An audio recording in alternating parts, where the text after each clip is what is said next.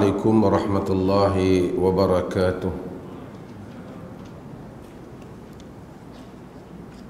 Alhamdulillah, nahmaduhu wa nasta'inuhu wa nastaghfiruh wa na'udzu billahi min syururi anfusina wa min sayyiati a'malina.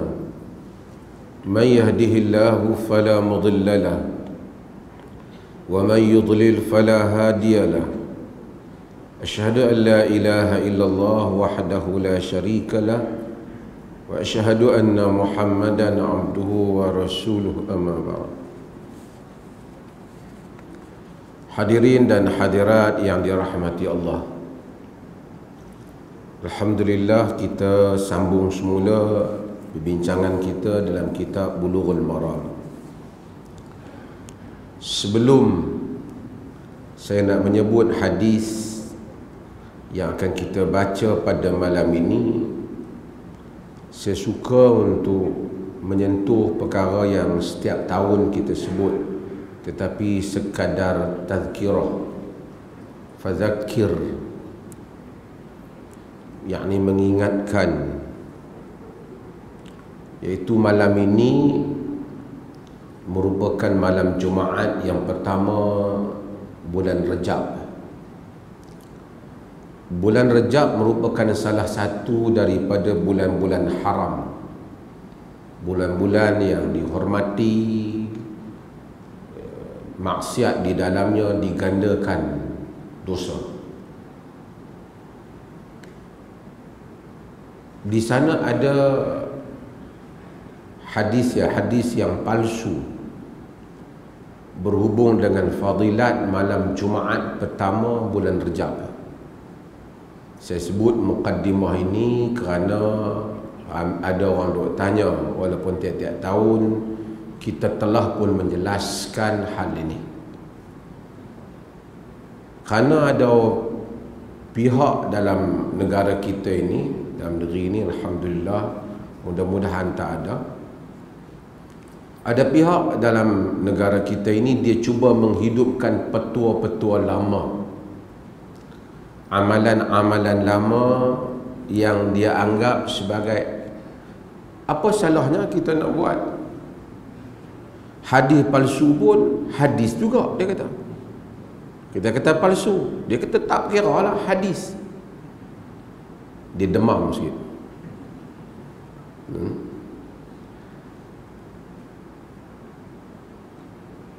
Agama ni mesti dia ambil daripada sumbernya. Kita beribadah kepada Allah menurut yang Allah mahu, bukan saja pada Allah, tapi menurut cara yang Allah mahu. Kita manusia ini, kita pergi ke kedai, kita order satu makanan kita nak makan. Katakanlah kita order laksa. Duduk sekejap, dia mari bagi kat kita mi, ada udang, ada apa. Kita kata saya order laksa. Memang saya tahu cik order laksa, tapi mi lagi sedap. Yalah, tapi saya nak makan laksa, tapi mi lagi bagus kedai kami ni. Kata bagus, hang punya lidah, aku punya lidah, hari ni aku nak makan laksa. Itu kita. Allah Subhanahu wa ta'ala maha suci dari dibandingkan. Apabila dia telah menitahkan dengan satu titah, Allah itu maha mengetahui lagi maha bijaksana. Dia dah bagi tahu macam tu lah. Kita dah kata tak, kita buat satu cara lagi yang lagi bagus. Itulah perbandingannya. Kita pun tak terima dalam hidup kita orang pergi cuba, orang kata potong angin kita. Ini kan Allah yang alimun hakim, yang maha mengetahui lagi maha bijaksana. Apabila telah memutuskan hukum-hukum di kalangan hamba-hambanya, peraturan-peraturan, sifat-sifat ibadah, maka kita ikutlah macam mana yang dia kendaki. Kalau kita nak buat inovasi, nak buat innovation, kita akan jenuh orang kata. Buat benda lain lah. Cara building ke, binaan, architecture ke, engineering ke, itu dia bagi dalam kehidupan dunia mubah. Kesemuanya boleh selagi tidak ada dalil yang mengharamkan. Buat yang itu lah.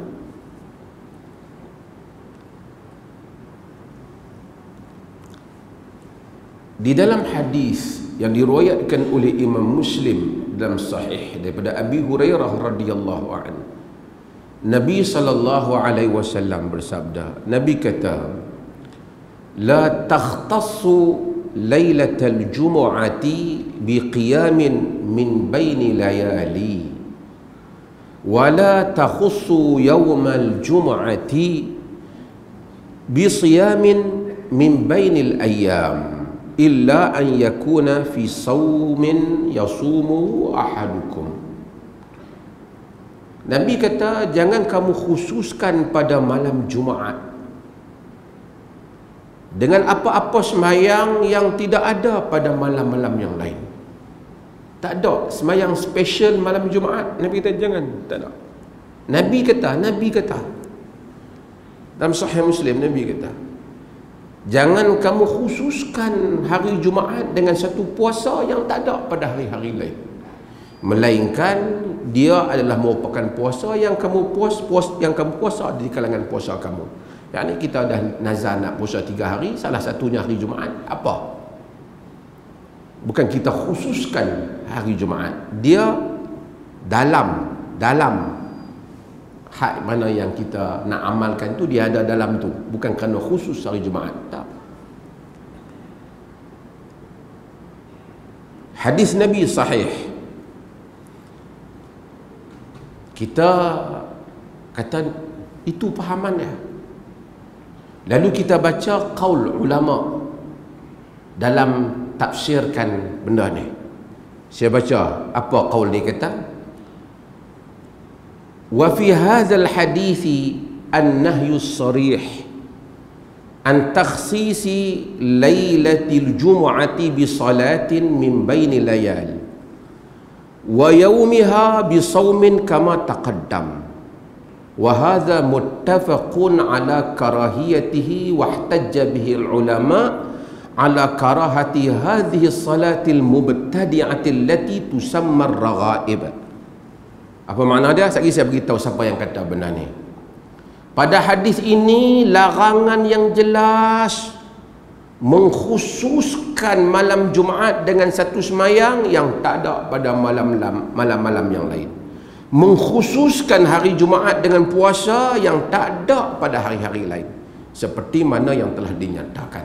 Kau ni kata, wa hadza muttafaqun alaihi, dan ini wa hadza muttafaqun ala karahatihi, dan ini sepakat di atas hal ini dibenci. Wahtajja bihil ulama ala karahati hadhihi as-salatil mubtadi'ah. Ulama berhujah dengan dalil ini tentang makruh ataupun dibencinya sembahyang yang bid'ah. Oh, dengar bid'ah melompat tu. Duduk-duduk tu. Tentu kitab Wahabi dah ni. Ulama besar Wahabi ni kata ni. Kita nak tengok siapa ulama besar Wahabi kata ni. Kena tuduh Wahabi dah kawan ni. Allati tusamma ar-raghaib, yang dinamakan dengan ar-raghaib.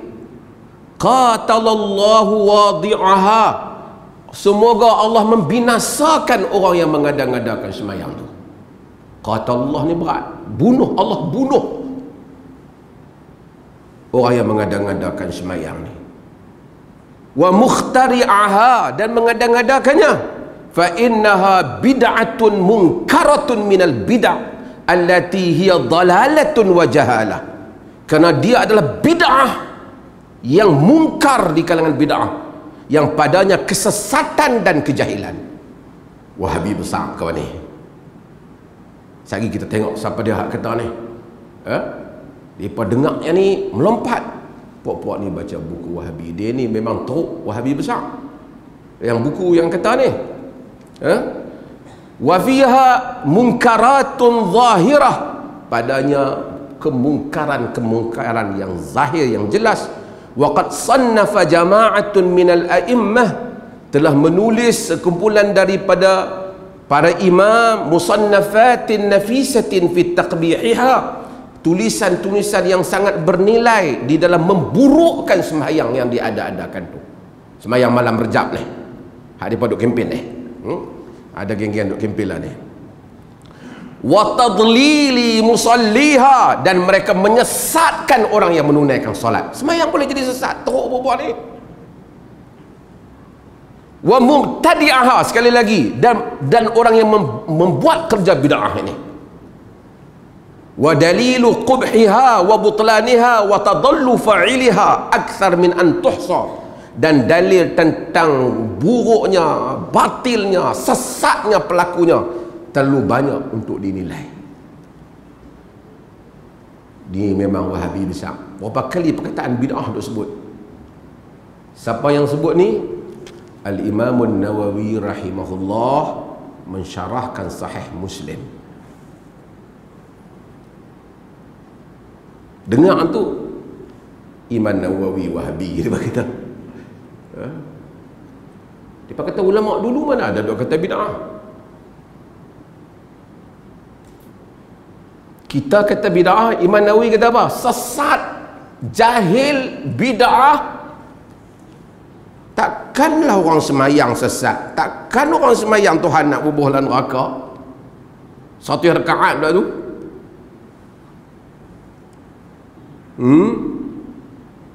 Siapa kata ni? Al-Imam Nawawi rahimah, tiang ulama muhaqqiq bagi mazhab Al-Imam Asy-Syafi'i rahimahullah.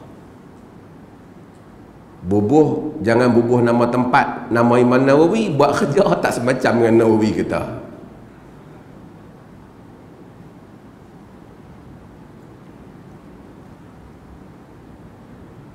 An-Nawawi rahimahullah, depa kata geng-geng tu mana hormat ulama. Depa tuduh orang tak sama, depa tak sama je Wahabi selalu. Kan? Sampai orang yang kena tuduh Wahabi pun tak tahu Wahabi apa. Kucing jatuh atas bumbung di rumah depa tengah malam, Wahabi dia kata. Kesian ke kucing tu. Maksudnya dia kata depa ni tak hormat ulama, tak mau dengar pada ulama. Ini ulama Nawawi mazhab Syafi'i. Dia kata bid'ah. Kita kata bid'ah Nabi tak buat, pendek ya. Menawi bid'ah, sesat, jahil. Kerana demikian kerja para ulama, bukan kita kata. An-Nawawi rahimahullah kata, oh dia kata kitab ni mesti menyeleweng. Mesti menyeleweng. Pergi cari hadis Imam Muslim tentang bab tadi, hak kita baca tadi, pergi cari syarah Sahih Al-Muslim oleh Al-Imam An-Nawawi rahimahullah. Al-Minhaj Syarh Sahih Muslim bin Hajjaj. Kenapa Imam Nawawi kata macam tu? Kena agama mesti dipelihara ketulinan dia. Pelihara ketulinan dia. Kita tak sebut sekerah tu, kita habaq terus buat dia. Imam Nawawi sebut kerah. Kadang-kadang orang ni, kadang-kadang orang ni dia cakap, saya kebetulan jumpa dengan satu hamba Allah. Hamba Allah ni pensyarah universiti, bekas pensyarah universiti, dan salah satu universiti di Perlis ni, tuan-tuan kira ada berapa? Kuib tak masuk lah. Bekas pensyarah universiti, dia ni bak komplain maib A ya, bau pencin. Secara kebetulan dia duduk tepi saya kata, tanya selama ni duduk sakan sangat, tanya dekat ni. Perempuan pergi sana lah kali dia kata saya tak perhati sebab Perlis ni kata kunut bid'ah. Saya kata dengar tak mana Perlis kata kunut bid'ah. Tu depa tak buat. Dia tak buat, kita kata bid'ah kan? Dia kata tengok depa tak buat, lepas tu saya tengok dia kata khutbah kata kullu bid'atin dhalalah. Bila nak mula khutbah kata macam tu. Saya kata hak tu memang ungkapan Nabi bila mula khutbah. Jadi saya tengok bila khutbah kata macam tu, lepas tu saya tengok kunut tak ada, saya simpulkan kunut bid'ah. Boleh kata. Dia tolong buat kesimpulan tu. Pensyarah universiti katakan, sebagai pensyarah universiti, saya kata you pergi cari sebagai ahli akademik tu, academician. You pergi find the official statement daripada pihak yang ada. Kita kata ini khilaf dalam mazhab, kita mentarjihkan tidak ada kunut. Kita tarjih tak ada kunut, kita tak kata bid'ah. Walaupun ada qaul yang kata bid'ah, kita tak kata bid'ah, nak fatwa. Dia kata ada tu imam kata, yang rasmi ada hang pensyarah. Tapi dia kata kunut ni makna dia elok, kenapa kita tak buat? Soal makna elok banyak benda. Kita tanya semayang malam Nabi baca apa? Dia tak ingat. Kenapa tak hafal makna dia elok? Tengah-tengah dia duduk dengan saya, time makan. Dia makan tangan kiri. Makan tangan kiri. Saya terus pegang dia, saya kata, Nabi suruh makan tangan kanan. Nabi tengok kepada Umar bin Salamah, Nabi kata, ya ghulam, Samillah wa qul bi yaminik. Bismillah, makan dengan tangan kamu, kanan kamu. Nabi kata makan dengan tangan kiri ni syaitan. Dia kata saya duk biasa dah kiri. Saya kata punyalah jelas hadis Nabi, entah tak mau nak amalkan. Hak benda tak pasti amalan, hak tu duk kalut, duk suruh orang lain amalkan. Tu menunjukkan kadang-kadang hal-hal ni berlaku bukan kerana ilmiah, tapi kerana hasad, tak puas hati, tak ada kerja. Last sekali saya duk kaji dia ni pasal apa, sembang rupanya ada 10 tahun lebih dulu dia ada minta projek kat Maib tak bagi. Yang tu rupanya projek dia. Yang tu baru saya dapat. Patutlah. Kawan dia marah bab lain. Dunia baca hadis panjang.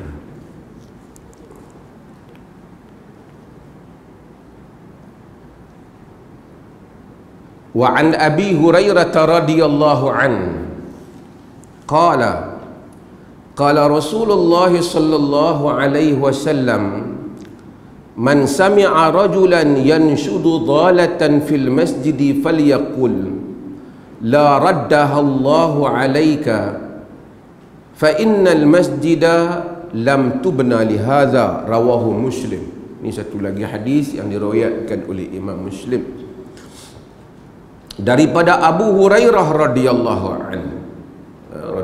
Abu Hurairah radhiyallahu anhu, Abdurrahman bin Sakhar, kita telah kenalkan dia. Qala Rasulullah sallallahu alaihi wasallam, Rasulullah kata, man sami'a rajulan yanshudu dhalatan fil masjid, sesiapa yang mendengar seseorang yang yanshud, menjerit ataupun angkat suara kata dhalatan, duk bagi tahu asalnya dhalah ni binatang hilang. Unta saya hilang, siapa ada jumpa? Tu yanshud. Kambing saya hilang, siapa ada jumpa?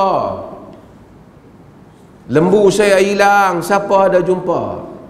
Fil masjid, di dalam masjid.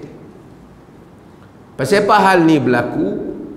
Sebelum kita nak baca hadis ni dalam terus, sebab masjid adalah tempat orang berimpun. Bila tempat orang berimpun, kadang-kala paling mudah sekali bila binatang hilang, pergi tanya orang dalam masjid.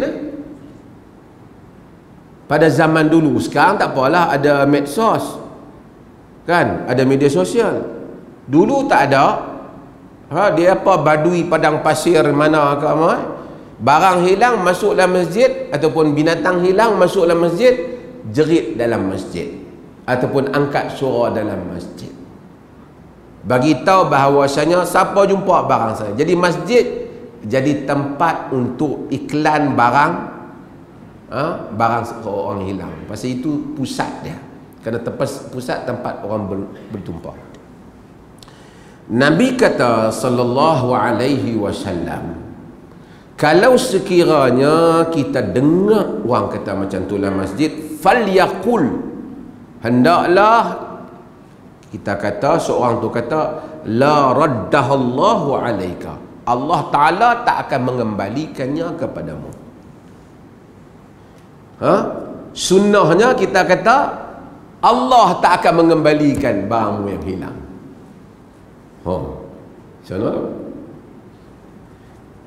Fa innal masjida la tubna li hadha, kerana masjid tidak dibina untuk ini.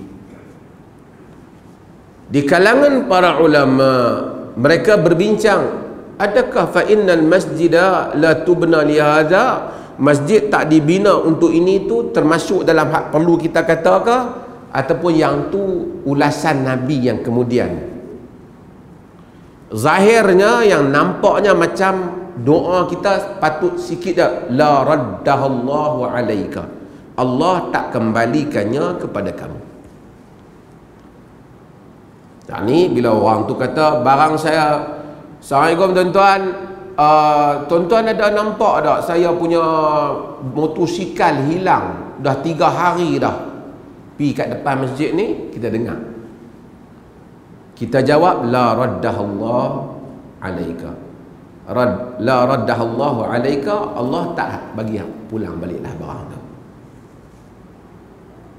Sebab kata Nabi, masjid tak dibina untuk itu. Kerana kalau dibenarkan hal itu, semua orang mari iklan barang dia. Tak jadi kerjalah masjid. Pas mayang, orang tu iklan. Lepas mayang, orang ni bagi tahu, tuan-tuan saya ada ni.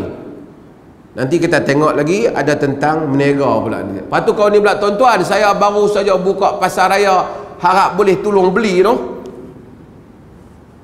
Seorang pula, tuan-tuan saya baru saja buka warung kopi di sekian, harap kita semua boleh tolong tu.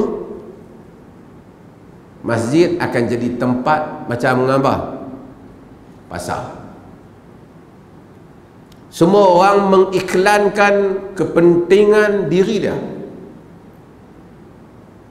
maka tak jadi dia suasana masjid. Main masjid semua orang teringat ada tujuan dunia dia yang lain, bukan tujuan akhirat, tujuan nak dapatkan balik dunia dia.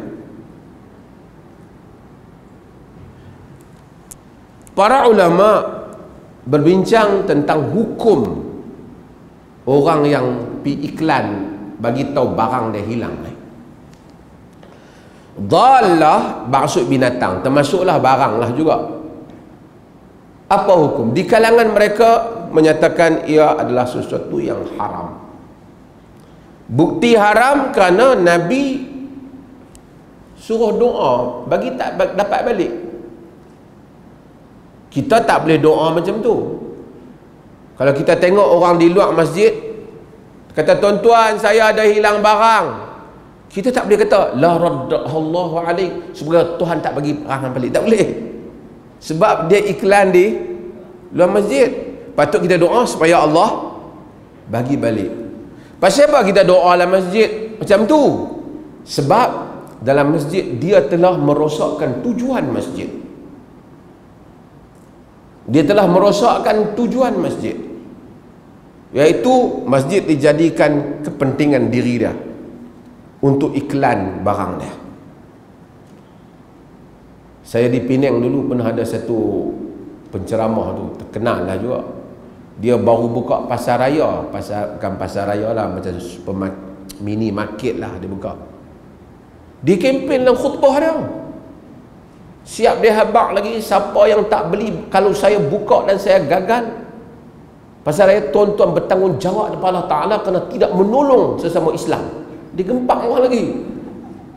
Orang lain mungkin pergi beli kedai orang lain. Dia boleh. Kalau ustaz boleh, makmum pun boleh tak? Boleh. Kalau kita semua masyarakat peniaga, kita ada 20 orang peniaga, 20 orang peniaga boleh iklan tak? Boleh. Lepas tu kita pula nak cari pekerja. Pas mayang, tuan-tuan saya cari 3 orang pekerja untuk restoran saya, siapa nak kerja beritahu. Main seorang lagi pula, tuan-tuan saya cari 2 orang untuk pembantu rumah saya. Main masjid jadi macam tu. Faham tak? Maka dengan itu Nabi kita suruh kita doa sunnah. Sunnah doa ni elok. Yang ni sunnah doa yang opposite, yang bertentangan. Allah Ta'ala tak kembali. Kenapa? Kalau dia buat macam tu, aku barangku dulu iklan kat masjid lah semua. Maka berpusu-pusulah orang menjadikan masjid tempat iklan. Dan fa innal masjida lam tubna li hadza, karena masjid tidak dibina untuk itu. Ini dia panggil illah ataupun hikmah. Kenapa tak bagi? Nabi bagi tahu sebab. Agama khususnya di dalam hal-hal muamalah, titah perintah syarak ada sebab musababnya.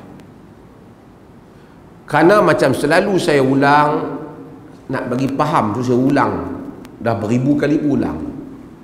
Tuhan tidak akan dan Nabi-Nya tidak akan memerintahkan apa-apa yang mana Allah Ta'ala ada kepentingan, kerana Tuhan itu maha suci daripada memerlukan makhluk. Ghaniyun Hamid, maha kaya lagi maha terpuji. Maka semua hukum hakam syarak, titah perintah syarak, faedahnya balik kepada hamba itu sendiri. Ia balik kepada kemaslahatan. Walaupun kita nampak tak balik pada kita, tapi ia balik kepada masjid. Mungkin hari ni kita seronok sebab kita iklan, besok kita nak semayang orang iklan, kita nak baca Quran orang iklan. Tak boleh nak khusyuk semayang, Allahu Akbar, teringat, weh tadi ada iklan orang nak cari kerja, anak aku boleh ikut. Gaya nak baca Quran, weh ada orang ikut. Tak boleh nak ibadat dalam masjid. Manusia ada fasa-fasa dia, di luar dia boleh buat, bukan di dalam masjid. Maka itu mengapa Nabi SAW tak benarkan. Dan agama begitu sifatnya, kita wajib percaya tidak ada titah perintah Allah yang jelas dan titah perintah Rasulullah SAW melainkan padanya ada kebaikan untuk hamba. Mesti. Mungkin sebahagiannya kita tak nampak, kita tak tahu, mungkin kita tak jumpa. Macam daging khinzir, orang tak jumpa sebabnya, tapi kemudian orang jumpa sebabnya. Masa kita tak jumpa, tidaklah berarti hukum tu tak ada. Kalau hukumnya jelas, ada lah. Melainkan ada benda yang mana kita boleh faham illah dia, kita boleh faham illah dia. Bila kita boleh faham illah dia, kita ada ruang untuk ijtihad maksud dia. Karena hukum itu taduru ma'al illah, taduru ma'al illah, dia berputar bersama dengan illah. Hukum hakam syarak berputar bersama illah. Ada benda yang illahnya jelas, ada benda yang kadang-kadang tak jelas, tapi kalau hukumnya jelas, ada hukum di situ. Pasal apa tak boleh minum arak? Semua benda yang selalu kita buat contoh, sebab memabukkan. Kalau hilang mabuk, daripada arak dah jadi cuka, sudah tak haram. Ada benda yang ulama bincang, adakah ini illah atau bukan kerana illah? Misalnya wanita bermusafir tanpa mahram. Musafir tanpa mahram. Kenapa Nabi larang? La tusafirul mar'ah biduni mahram. Kerana Nabi larang wanita bermusafir tanpa mahram. Di kalangan para ulama ada yang menyatakan Nabi larang-larang. Di kalangan mereka kata kerana fitnah kepada wanita. Kalau wanita bermusafir tanpa mahram tapi bersama dengan kumpulan wanita yang ramai yang terselamat daripada fitnah, boleh ataupun tak? Dalam sebahagian mazhab seperti mazhab Syafi'i rahimahullah, mazhab Imam Syafi'i rahimahullah, membolehkan hal itu kerana dia melihat di sudut illah. Dia melihat di sudut illah. Kenapa larangan tu? Kerana illahnya itu.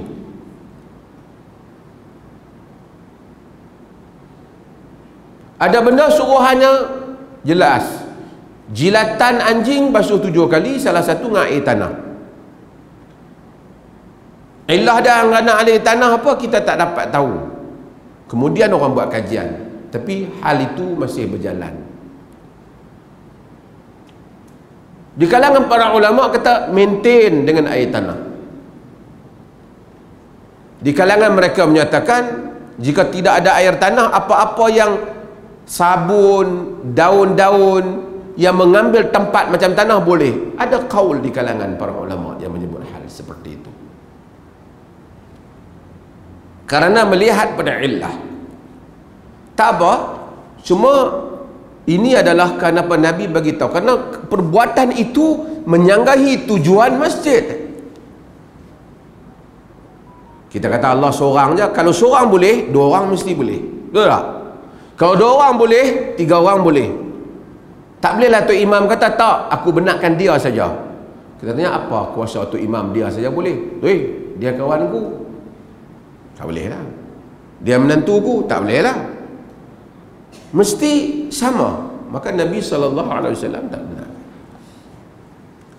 Timbul perbincangan di kalangan para ulama, macam mana kalau dia bukan minta barang habak, barang dia hilang, tapi dia habak barang orang hilang. Betul tak? Siapa yang ada hilang jam boleh mai jemput tu imam? Boleh tak? Macam mana tu? Cuba tu imam abang.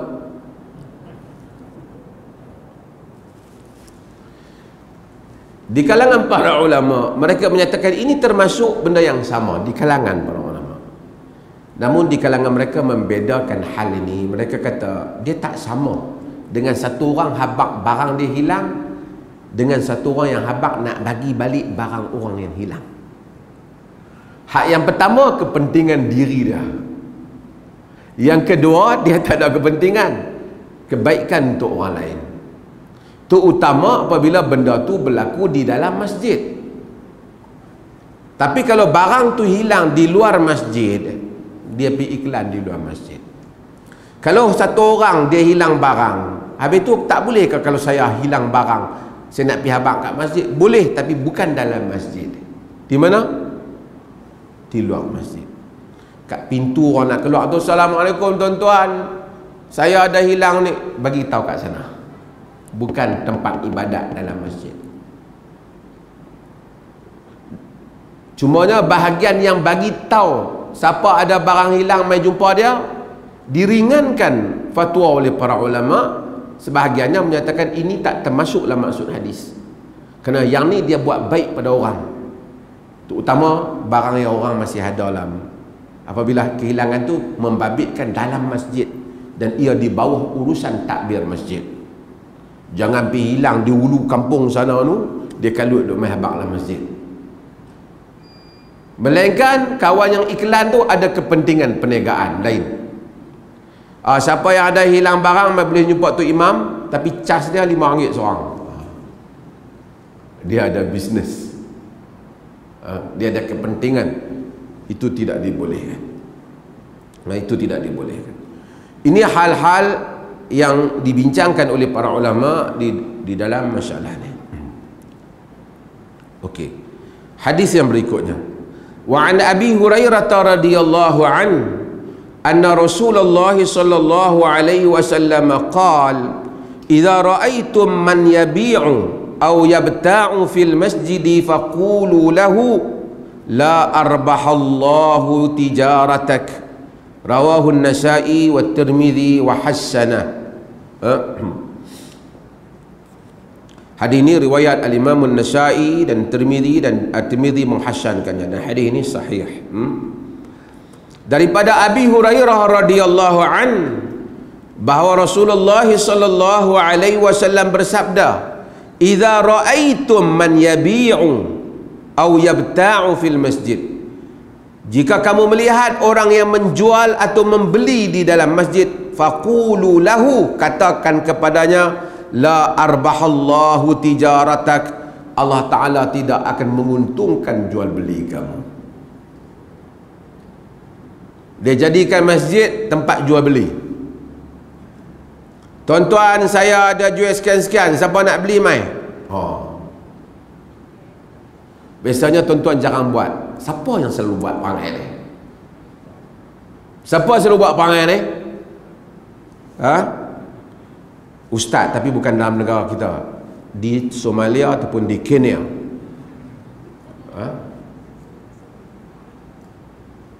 Nabi larang.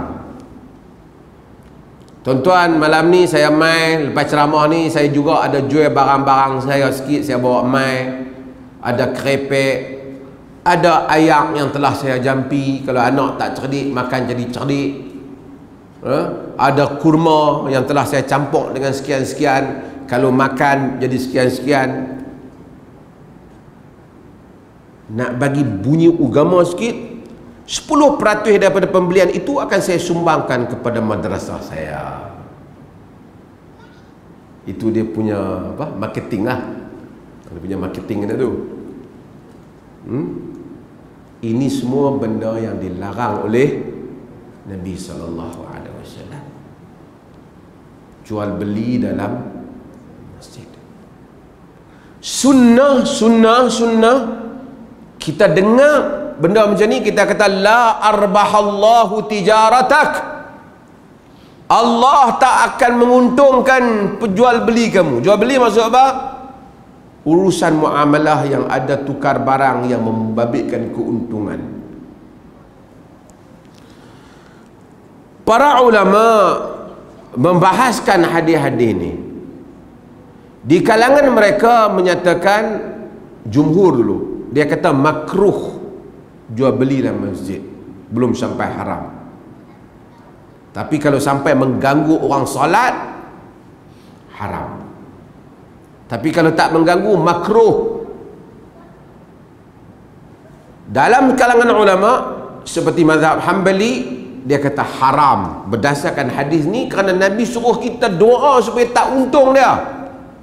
Mana boleh doa kat orang Muslim bagi tak untung? Mereka benda tu salah dan haram di sisi Allah. Itu pendapat sebagian ulama. Jumhur kata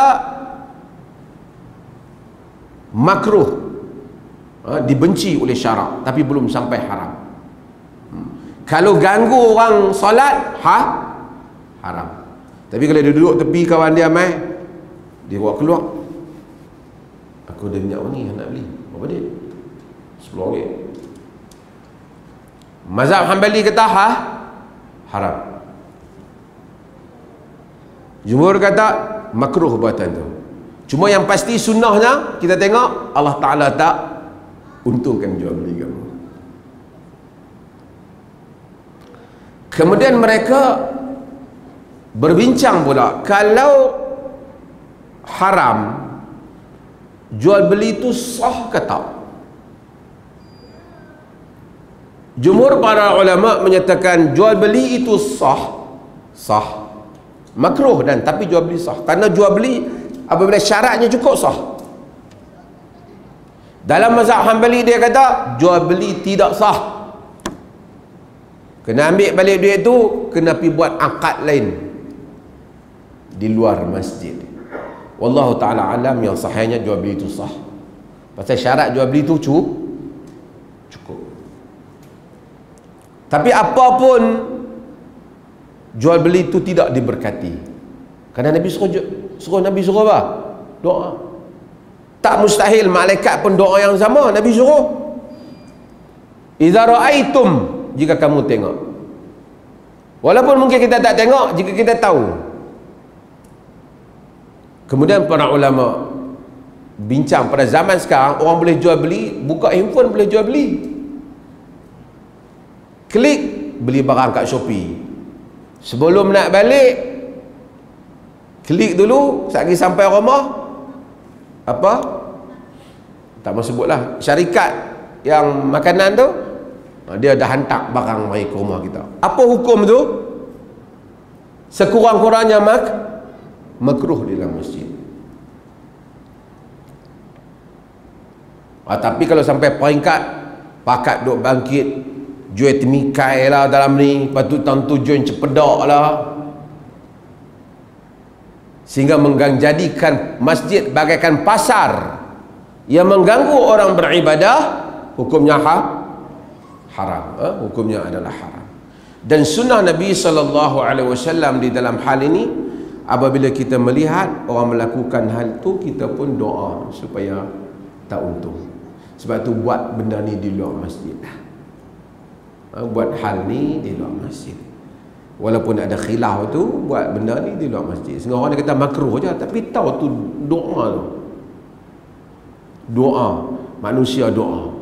Hadis ni malaikat tahu, malaikat doa. Kalaupun kita kata kita tak pakai mazhab Hambali punya, kita ambil, kita macam tu kan, hak mana nak mudah kita ambil yang mudah lah. Tapi kita elakkan. Melainkan hal itu macam tadilah, seseorang itu terdesak dan seumpamanya terpaksa pada zaman teknologi moden ni, dia terpaksa klik juga. Kalau tak klik lagi, akan sesuatu berlaku, dia punya hilang duit dia ke apa.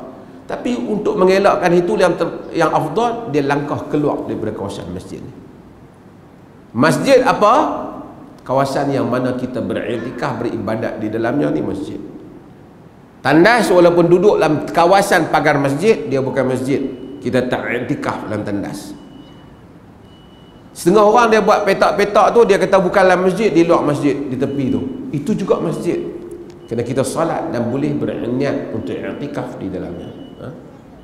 Kawasan yang mana kita dibina untuk ibadah, ia adalah dibina dan diwakafkan untuk ibadah, ia adalah masjid. Wallahu ta'ala alam. Azana.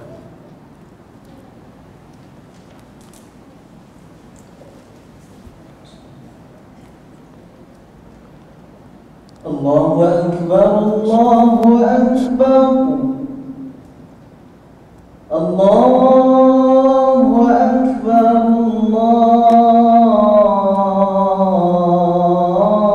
Allahu Akbar. Asyhadu an la ilaha illallah.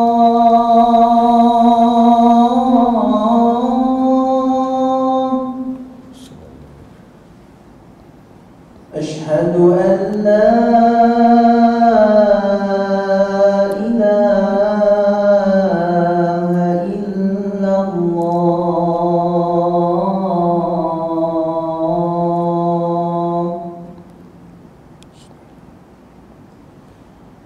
أشهد أن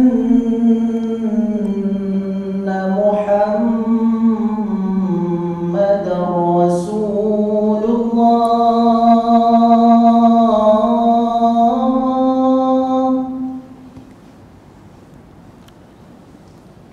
أشهد أن محمدا رسول الله.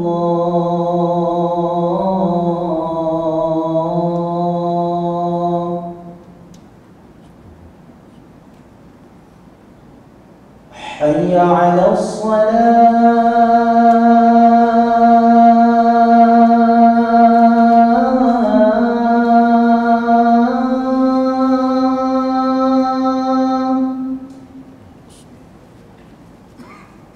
حي على الصلاة.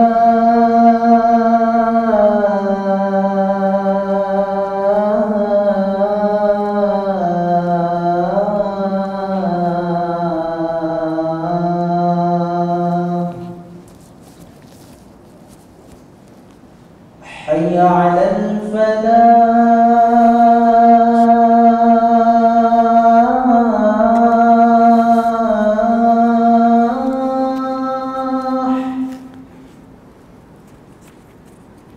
حي على الفلاح.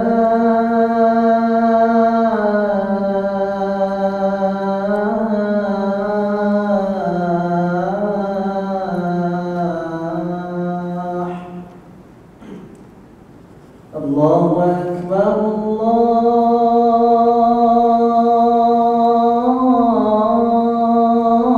Allahu Akbar. La ilaha illallah.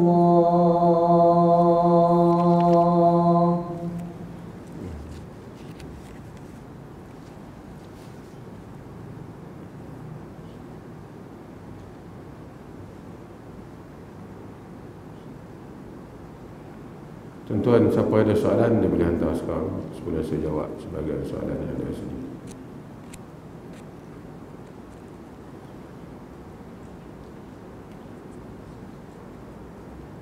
Saya jawab soalan yang asal yang ada, dan sebahagian tu saya telah tulis sebagai soalan yang ditanya ini, iaitu tentang tadi kita sebut tentang jual beli yang membabitkan kita order secara online.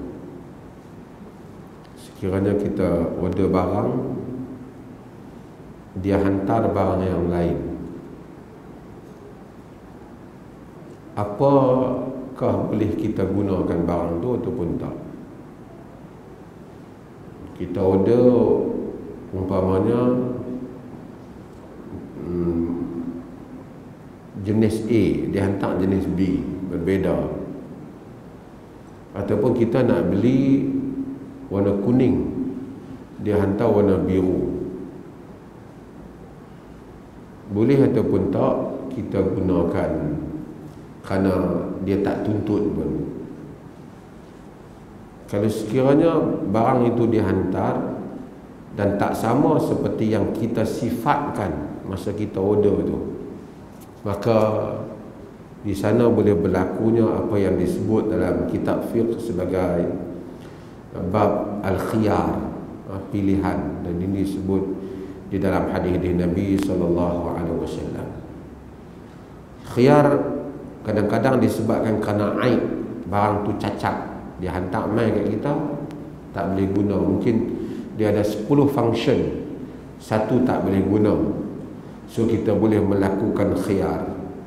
Yang kedua ialah mungkin tausif tak sama, kita minta lain, dia hantar barang tu betul tapi bukan yang macam yang kita nak tu kan. Misalnya dia hantar bunga juga, tapi bunga kita minta lain, bunga hak dia hantar lain.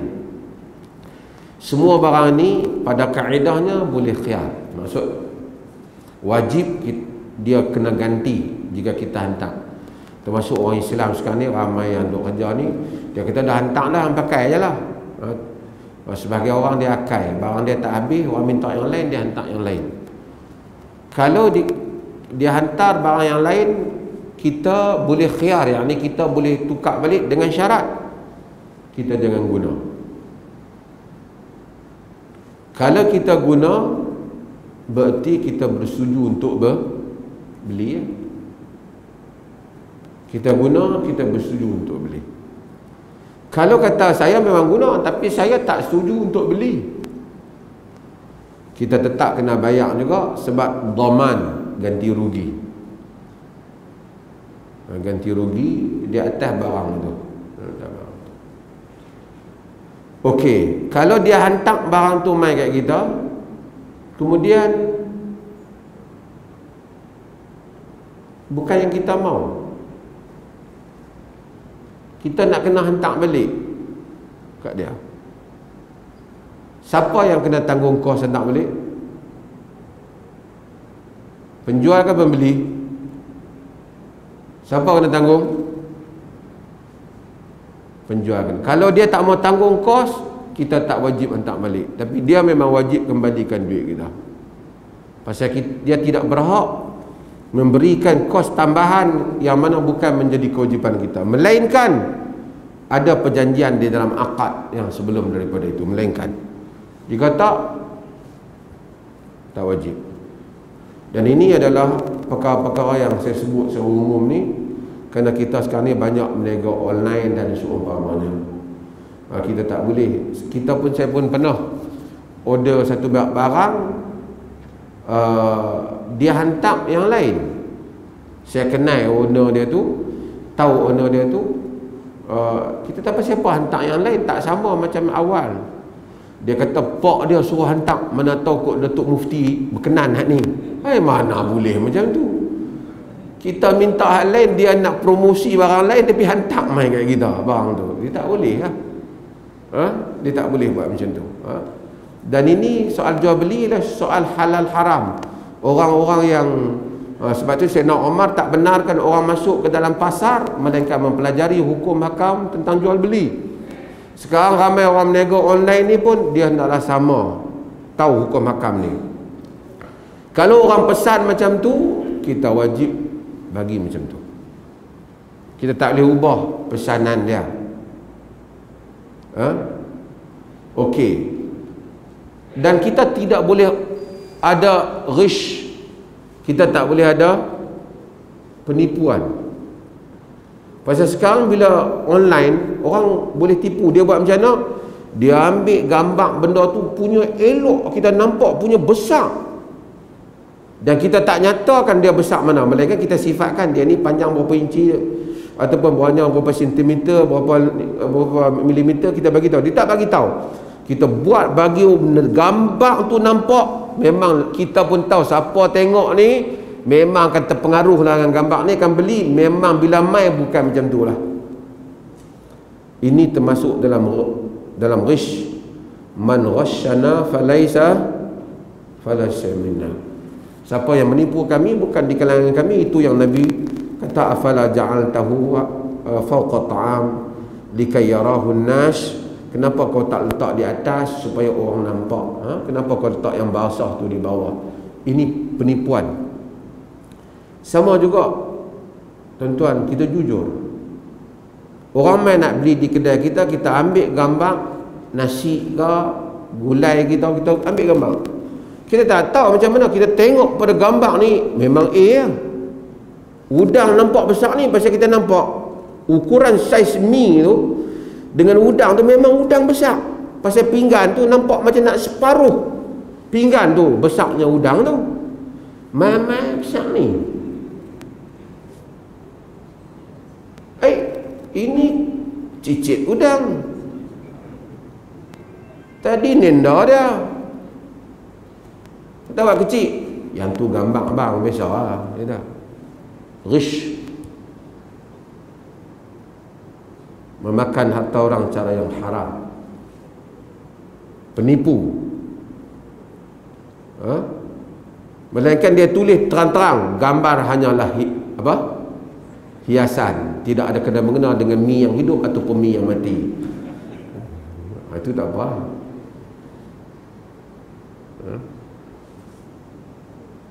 Ini adalah hal-hal yang mesti dijaga di dalam urusan muamalah. Wallahu ta'ala alam. Tuan-tuan tak ada soalan, saya nak tutup. Ada? Ya.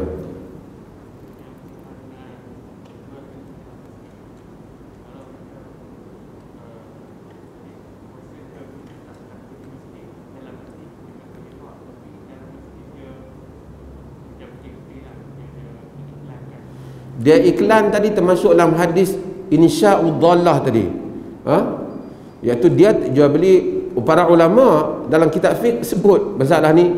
Macam mana kalau dia seorang duduk luar masjid, seorang duduk luar masjid. Aku beli barang hang, dia duduk dalam masjid, dia bayar duit dalam masjid. Kawan seorang lagi yang terima duit ijab dan qabul berlaku di luar masjid, dia tu ambil duit daripada luar masjid. Mereka kata sama. Kawan yang duduk dalam masjid hukum tu, yang duduk luar masjid tak kena hukum tu lah. Tapi kalau dia tak beli, dia kempen barang dia. Kalau kempen barang hilang tak boleh, kempen jual barang lagi tak boleh. Barang hilang betul-betul dia susah. Ni kempen jual barang. Kalau satu ustaz boleh kempen, Assalamualaikum tuan-tuan, saya datang malam ni bawa krepek, bawa jeruk madu, bawa madu saya ni daripada Yaman. Kalau makan yang mana bengak terus jadi cerdik umpamanya kan. Kalaupun apa lagi depa jual tu, aiskrim, apalah kismi ke apa, makan jadi cerdik. Siapa yang nak beli boleh beli di luar masjid. Dia kempen lah masjid. Kita kata kalau ustaz tu boleh, kenapa kita tak boleh? Assalamualaikum tuan-tuan, saya pun baru buka bengkel welding satu. Siapa nak apa-apa boleh main welding. Dia mesti boleh. Seorang pun pakai, tuan-tuan saya pun ada buat cakotel malam-malam. Habis satu masjid ni, kita main dengar ni lah malam-malam. Tak boleh dia kata, saya ustaz, saya mesti boleh. Hampa bukan ustaz, tak boleh lah mikrofon saya pegang. Tak boleh buat macam tu. Sebab itu Nabi SAW tak bagi. Sebab tu saya selalu dah bagi tahu dah, kalau mana-mana ustaz jual barang dalam masjid, dia lapor kat kita, kita stop dia daripada mengajak di perlis dia. Dia ambil tak apa dah. Kan masjid dah bagi dah duit minyak apa semua kat dia. Dia ambil yang tu. Dia nak kempen, dia keluar pergi daripada pintu luar masjid tu. Assalamualaikum tuan-tuan, penceramah di dalam telah keluar di luar. Kali ni saya jual pula madu lebah. Tak apalah. Dia pergi di luar. Jangan dikempen dalam masjid. Wassallallahu ala nabiyina Muhammad walhamdulillahirabbil alamin.